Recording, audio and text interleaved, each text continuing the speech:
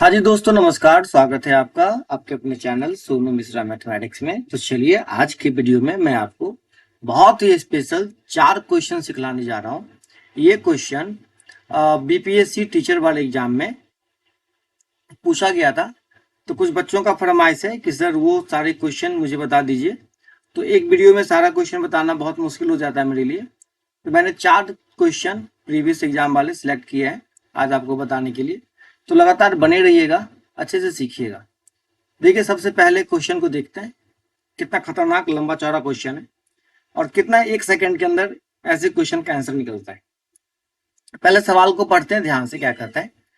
एक व्यक्ति अंडों को इस प्रकार टोकरी में रखता है कि प्रत्येक क्रमिक दिन पर रखे जाने वाले अंडों की संख्या पहले टोकरी में मौजूद अंडों की संख्या के बराबर है। इस प्रकार टोकरी 24 दिनों में पूरी भर जाती है। कितने दिनों बाद टोकरी 1/4 भरी थी? देखिए, इस क्वेश्चन में कोई फार्मूला नहीं है ना। किसी फार्मूला का इस्तेमाल नहीं करना है, बस आपको थोड़ा सा लॉजिक लगाना है। लॉजिक ये है कि क्वेश्चन ये कहता है कि अगर आपने पहला दिन 1 अंडा रखा टोकरी में, तो अगला दिन उतना ही रखोगे जितना टोकरी में पहले से है। तो अगर पहला दिन आपने 1 रखा तो अगले दिन भी आप 1 रखेंगे।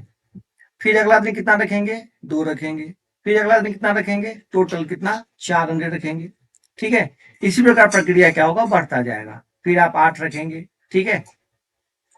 ऐसे मामला बढ़ेगा और ये टोकरी कंप्लीट 24 दिन में पूरा का पूरा भर जाएगा। ठीक है। ये टोकरी अगर है तो ये पूरा का पूरा कंप्लीट किससे भर जाएगा? अंडा से भर जाएगा।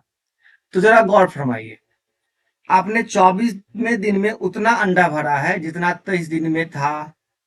अगर 23 दिन में आधा था तो आपने आधा भरा कब? 24वें दिन में। तो टोकरी 23वां दिन में आधा भरा हुआ था, फिर आपने आधा भर के फुल कर दिया।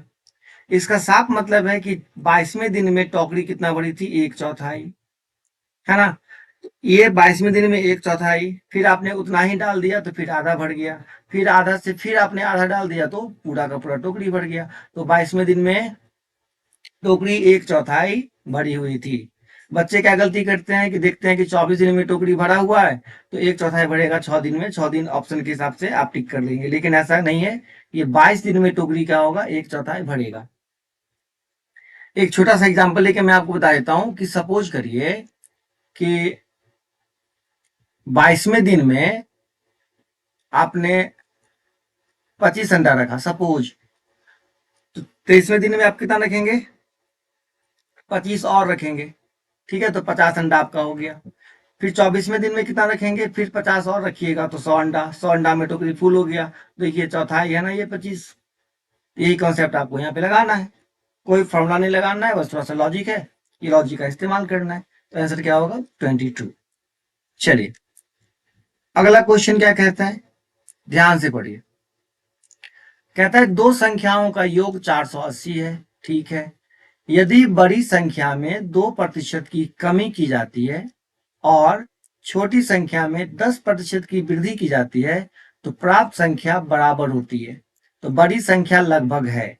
ऑप्शन है ये, बी, सी।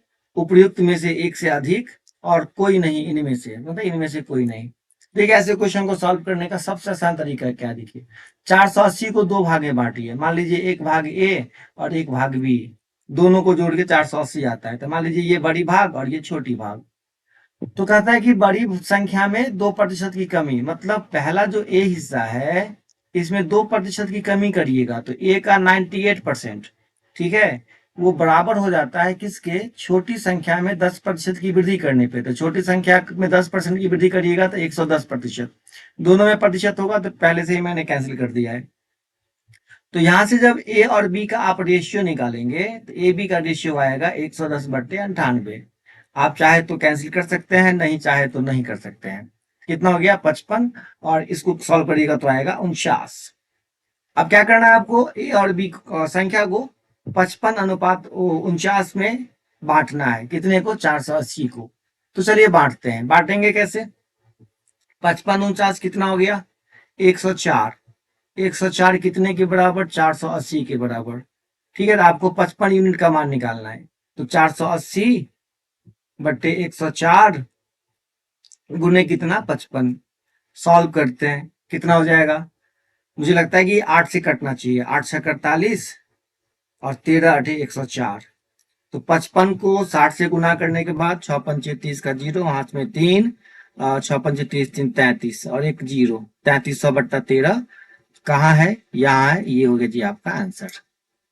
ठीक है, चलिए तीसरा क्वेश्चन क्या है, जरा ध्यान से पढ़िए।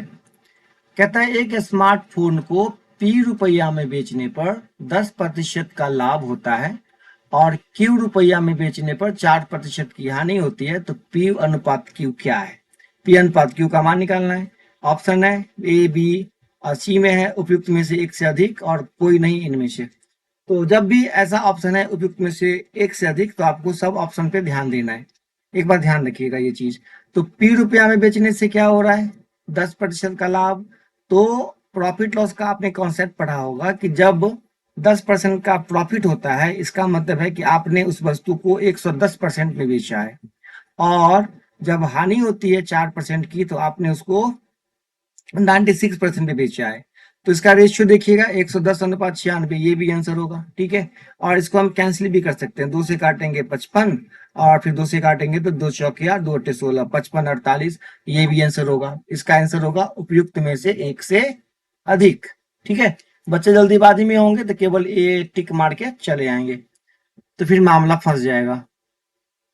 चलिए चौथा नंबर क्वेश्चन क्या है, पहले तो सवाल को पढ़िए ध्यान से, फिर आंसर लगाइए। इसमें भी सेम ऑप्शन है, उपयुक्त में से एक से अधिक और इनमें से कोई नहीं। तो देखते हैं कौन सा आंसर होता है। एक वृत्त का क्षेत्रफल 40 पाई स्क्वायर है। वृत्त की त्रिज्या के बराबर भुजाओं वाले वर्ग का क्षेत्रफल क्या होगा? तो वर्ग का क्षेत्रफल आपको पता है क्या होता है? भुजा स्क्वायर होता है। ठीक है, और ये भुजा जो है किसके बराबर है? वृत्त की त्रिज्या के बराबर। तो वृत्त की त्रिज्या r, अगर मुझे r स्क्वायर मिल जाए मतलब भुजा स्क्वायर मिल गया, दोनों सेम है।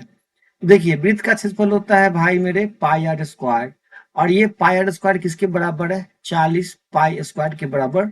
अब देखिए एक पाई से एक पाई कैंसिल हो जाएगा, आर स्क्वायर बराबर 40 पाई, यही तो क्या है? भुजा स्क्वायर है। इसका मतलब 40 पाई आपका आंसर होगा। इसमें एक से अधिक वाला ऑप्शन और इनमें से कोई नहीं वाला किसी काम का नहीं है। 4 पाई स्क्वायर ऐसा कुछ नहीं होगा। आंसर क्या होगा आपका? 40 पाई। तो ऐसे ही और क्वेश्चन लेके मैं अगले वीडियो में फिर से आऊंगा। अलग अलग चैप्टर के, फ्रैक्शन के, परमुटेशन कम्बिनेशन के सारी क्वेश्चन में बताऊंगा। उम्मीद करता हूँ कि सारा कॉन्सेप्ट आपको समझ में आ गया होगा। समझ में आ गया तो निश्चित रूप से कमेंट करके जरूर बताइएगा। फिर मिलते हैं अगले वीडियो में, तब तक के लिए tata bye bye, see you.